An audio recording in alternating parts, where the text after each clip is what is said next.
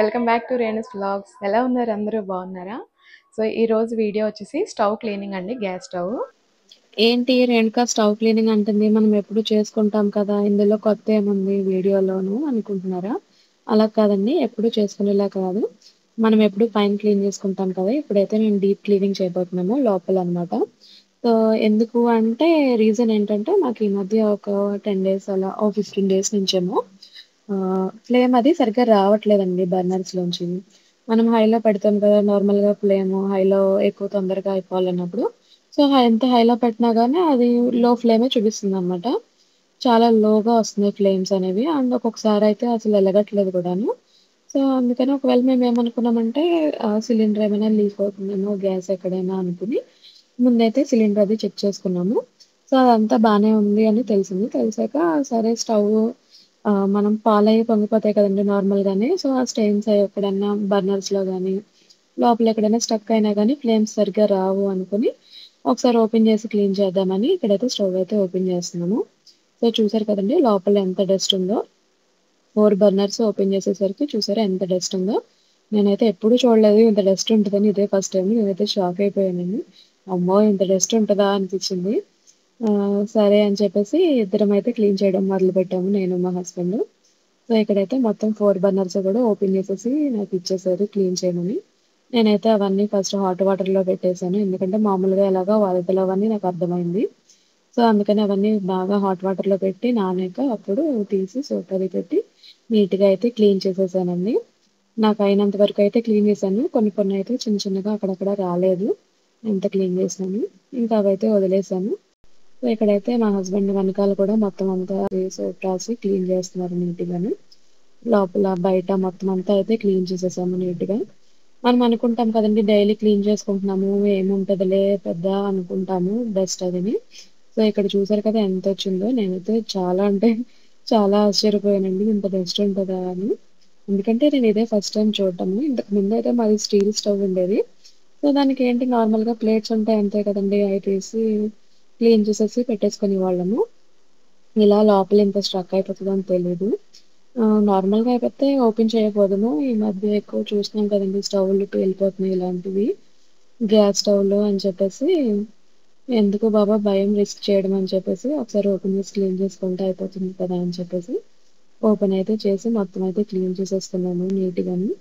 చాలా అంటే చాలా టైం పట్టేసిందండి. ఓపెన్ చేసేస్తున్నాం కదా తొందరగా అయిపోతది అనుకున్నాం గానీ, అదంతా క్లీన్ చేసి అవి అంతా మళ్ళీ ఆరాలి కదండీ బర్నర్స్ అవన్నీ కూడా. బాగా ఆరితేనే గానీ పెట్టకూడదని చెప్పేసి అవన్నీ బాగా ఆరబెట్టి, తుడిచి అప్పుడు మళ్ళీ ఫిక్సింగ్ అయితే చేశాననమాట.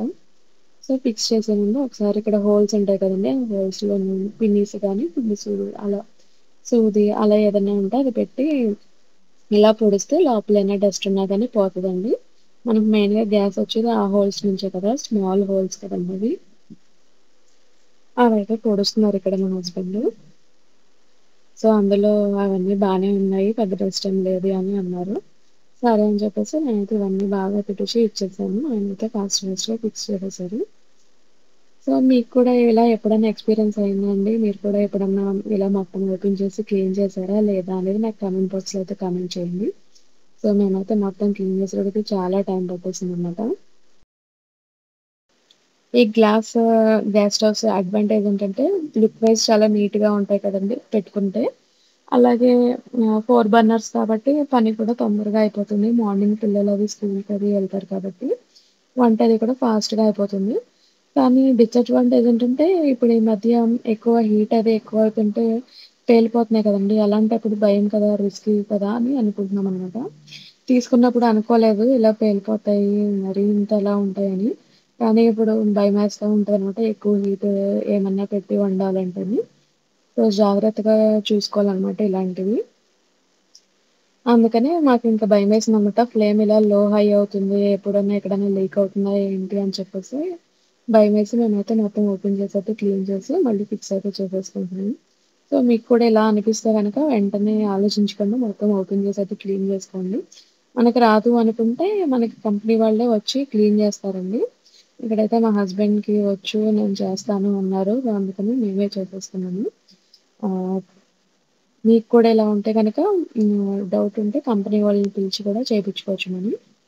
ఏ కంపెనీ అయితే ఆ కంపెనీ వాళ్ళు వచ్చి మనకి నీట్‌గా చేసేసి వెళ్తారు. అండ్ నేను కూడా లాంగ్ వీడియోస్ పెట్టి చాలా రోజులయిపోయింది కదండీ! రోజులు కాదు ఇయర్స్ అయిపోయింది. ఈ మధ్య అస్సలు పెట్టట్లేదు.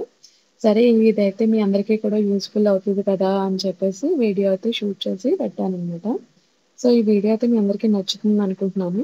ప్లీజ్ నచ్చితే గనక లైక్ చేయండి, షేర్ చేయండి, సబ్స్క్రైబ్ చేసుకోండి.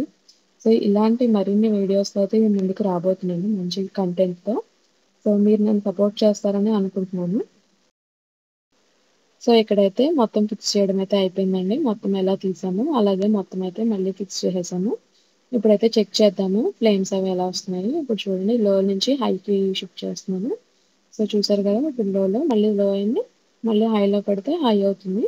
ఇంతకు ముందైతే ఇది అస్సలు అలా ఉండేది కాదు. ఎప్పుడు లోలోనే వచ్చేది. ఇది యాక్చువల్‌గా పెద్ద బర్నర్ అండి ఈ స్టవ్‌లో. కానీ చాలా బాగా వచ్చేదనమాట ఫ్లేము. ఎలాంటి ఎక్కువ వండాల్సొచ్చినా దీని మీద పెడితే తొందరగా అయిపోయేది. అలాంటిది చాలా తక్కువ వచ్చేదనమాట. ఇది సెకండ్ బిగ్ బర్నర్ అండి. ఇదైతే మరీ లో వచ్చేదనమాట. అసలనే మాకు మెయిన్ డోరు బాల్కనీ డోర్ పక్కన ఉండడం వల్ల గాలికో కొంత సరిగ్గా రాదంటే ఈ స్టెయిన్స్ వల్ల ఏంటో ఇంకా తగ్గిపోయింది. అండ్ ఇది థర్డ్ వన్ అయితే ఇంక అసలు ఎలిగేదే కాదనమాట. ఎంతసేపు ట్రై చేసామో. ఇది కూడా చూడండి బానే వస్తుంది. ఫైనల్‌గా అయితే బానే వచ్చిందండి. సో, చూస్తున్నారు కదండీ 4 బర్నర్స్ కూడా బానే వస్తున్నాయి ఫ్లేమ్ అదిని. ఇంకెందుకు ఆలస్యం అని చెప్పేసి నేనైతే ఇక్కడ కాఫీ కూడా కలిపేసుకుంటున్నాను. ఎందుకంటే ఎప్పుడో మధ్యాహ్నం మొదలుపెట్టామండి. అయ్యేసరికి ఆ టైం అయిందనమాట. సో, ఎలాగో ఈవినింగ్ అయింది కదండీ! కొంచెం కాఫీ అయితే కలుపుకొని తాగేసాను. సో, ఈ వీడియో అయితే మీ అందరికీ నచ్చిందనుకుంటున్నాను. నచ్చితే గనుక ప్లీజ్ లైక్ చేయండి, షేర్ చేయండి, సబ్స్క్రైబ్ చేసుకోండి.